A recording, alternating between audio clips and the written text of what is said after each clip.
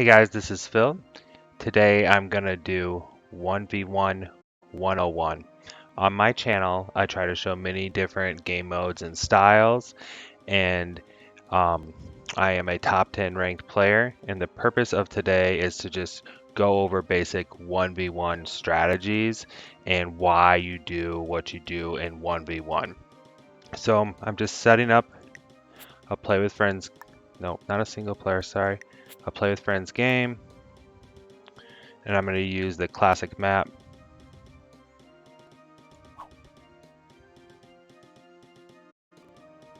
Manual, progressive, fog of war is on, and I'm going to turn blizzards on this one.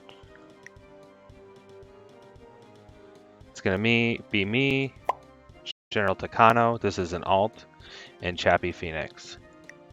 He may ask, why 1v1? Okay, so I can think of many reasons, but three good ones are it teaches pathing and general strategy. So what's pathing? Pathing is going in the correct order. So hitting territories in the correct order, putting your troops in the right place to go in the correct order to do what you desire to do, whether that's break a continent, take a continent, get a lot of territories. And then it's also very quick games. So uh, a lot of times 1v1 games last maybe only 5 minutes.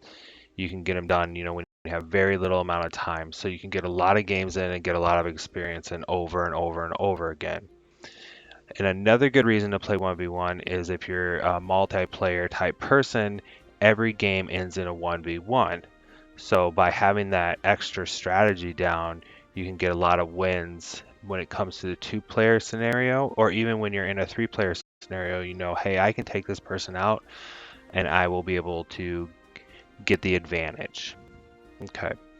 When going first, before you even select a territory, you want to look at things. You want to look at choke points. So what's a choke point?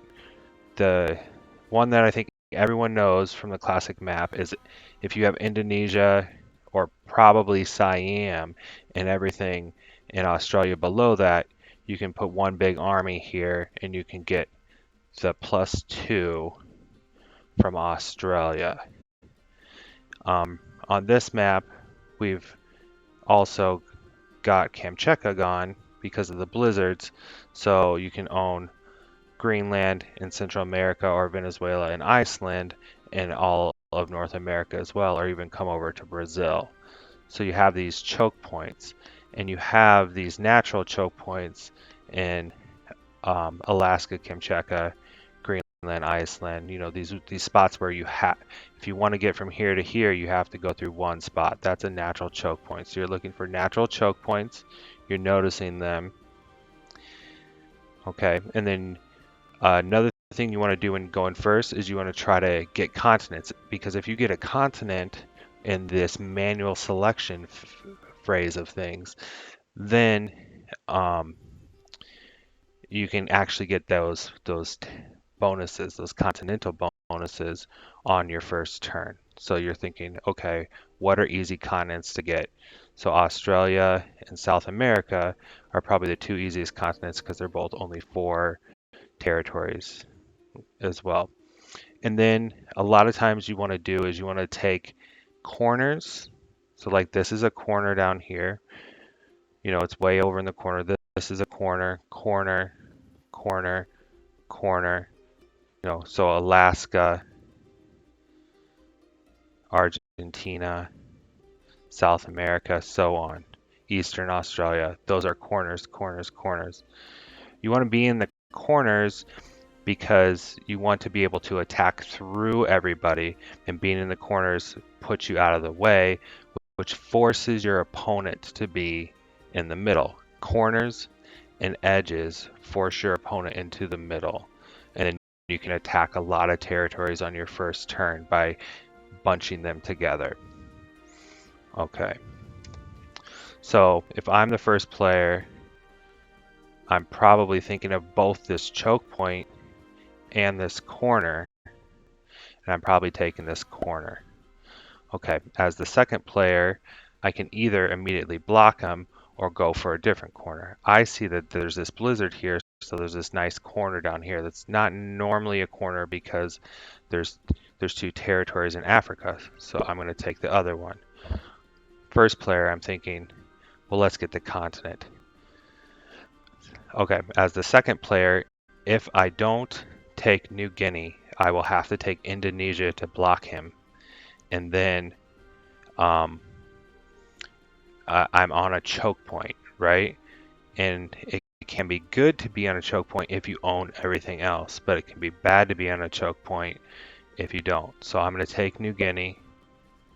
All right, so then as the first player, we're going to take corners, and I'll just show you how it progresses.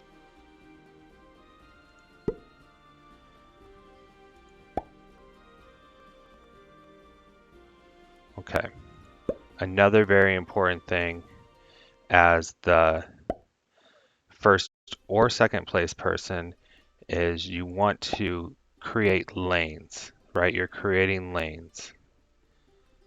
And what I mean by a lane is you want to basically like have it so that they have a question marks or their territories are in a path so you can go all around the world with that path. Okay. Here's another important thing to think about when you're the second player is you don't want to put all your troops together. A reason for not putting all your troops together is you want to make them split their troops.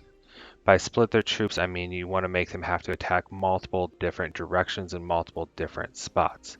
So there's something called the checkerboard technique, where you're basically trying to make your board look like a checkerboard. You can see I'm in multiple different spots right now, and I'm slowly going to try and make it look like a checkerboard. Okay. So I'm already here, I'm already there. That's a good spot. It's a corner by a blizzard.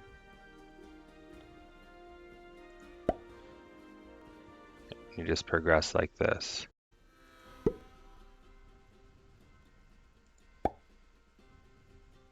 Okay, is there anywhere else I can checkerboard?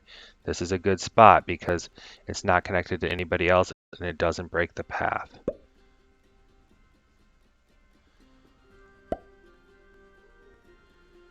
So on and so forth. So if I go here, I'm now attached all three of those together. So I'm going to find a different spot to go, maybe there. So now what my checkerboard is not necessarily going to be one spot, one spot, one spot. It might be two or three spots, two or three spots, three or four spots. Okay.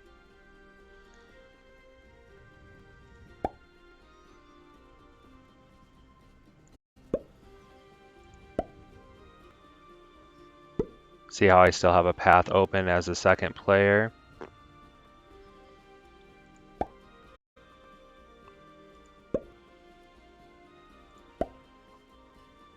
I don't want to close that. I don't want to close that.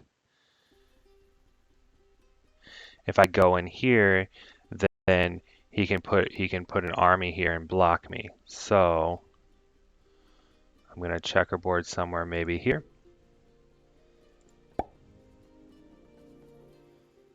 Maybe here.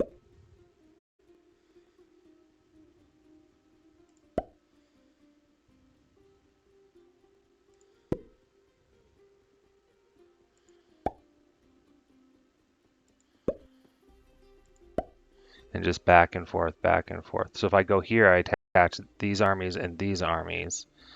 So I'm kind of forced to go here now. This is how it kind of progresses in a 1v1.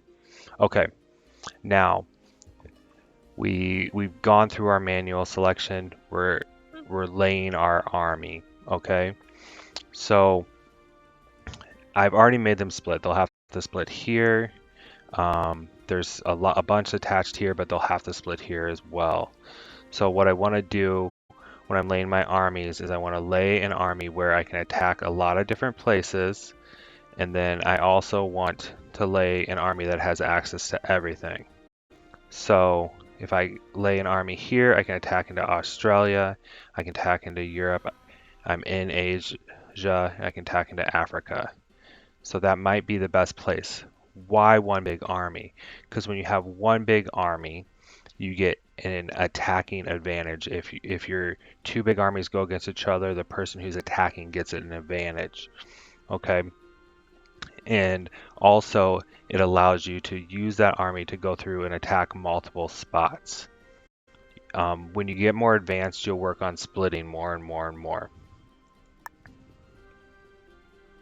So I'm going to go here because I'm suspecting him to probably go here or maybe here. He'll be a few spots away from my army. And I'll have access to everything. I'll just have to worry about breaking into North America and possibly South America. Okay. So I am in North America. I'm going to go here. Oh, wow. Okay.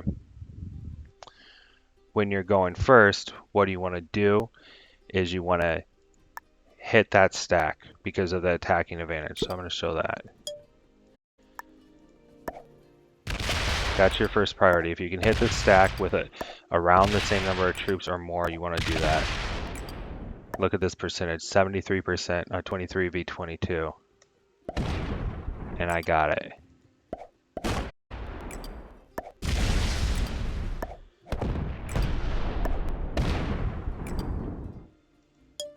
So then I have to fortify.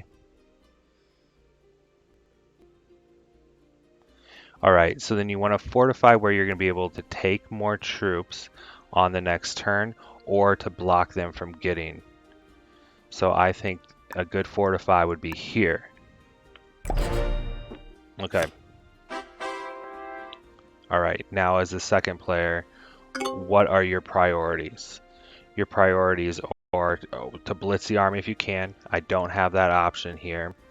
And then you want to, number one priority is to break their continent. So break their continent, always break their continent. And then because what you're doing is you're ruining their bonuses. So Europe gets a +5, okay? So I'm definitely going to have to break Europe. So I'm going to put all my troops there. Blue is also going to get a huge advantage because they have so many territories. And for every 3 territories you have, you get an extra troop starting with 12. So 12 is 4, 15 is 5, and so on. So you want to break their continents and take a lot of territories as well.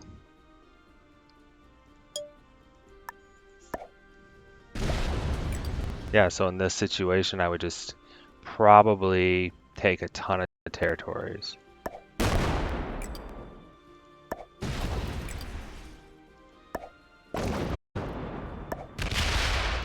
Okay. And then you fortify.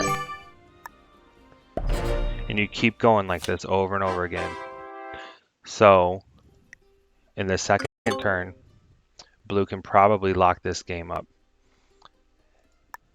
So I'm probably going to put about 6 here to try and take North America. I'm going to make sure this is a 4. I'm going to get 2 continents. And then I'll try to take South America as well.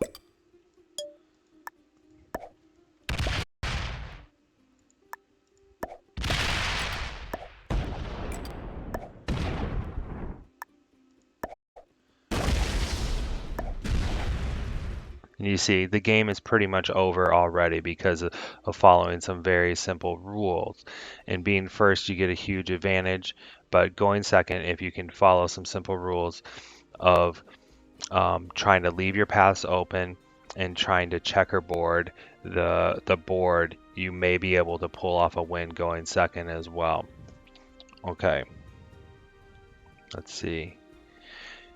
Here's a few extra tips for 1v1, how to just basically get better at 1v1. One of the things that I've done that I think has helped me the most is I've joined other people's games.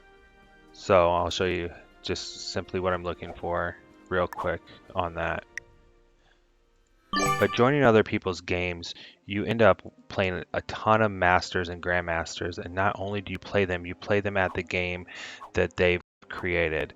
And I'm just scrolling through looking for a 2 here, and that's somebody else's game.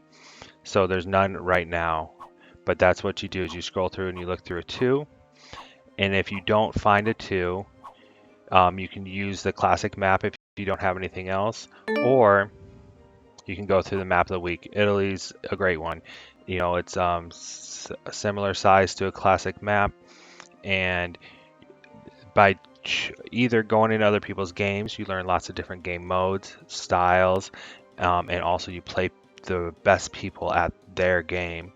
And if that's not available, you just go into one of the maps of the week, and you can learn many different game modes and styles by doing that as well. Okay.